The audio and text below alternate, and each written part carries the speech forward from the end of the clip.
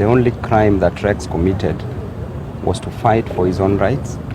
The only crime that Rex committed was to fight for the rights of Kenyan citizens, was to ensure that the high cost of living is lowered, was to ensure that the draconian finance bill does not go through. That is the only crime Rex was fighting for, to ensure that the jobless Kenyans get jobs, to ensure that he was fighting for the rights of everybody, including my own rights.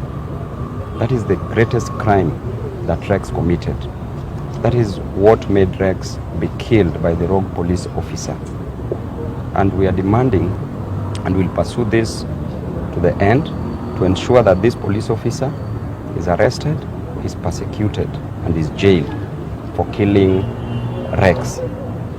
This is a young man who was just in the streets, demonstrations which were very peaceful. For the first time in the history of this nation, there were very peaceful demonstrations. A young man who was only armed with his brain, his body, and a placard, just to fight for the rights. Then the police officer, armed with everything, guns, rungus, horses, vehicles, tear gas, bullets, and the only reward that police officer can give to a young man is to take his life.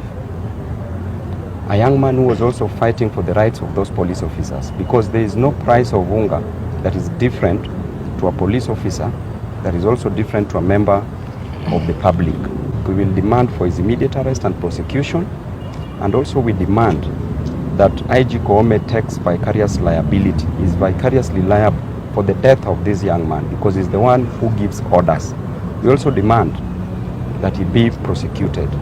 We will also institute a civil suit, civil litigation against him.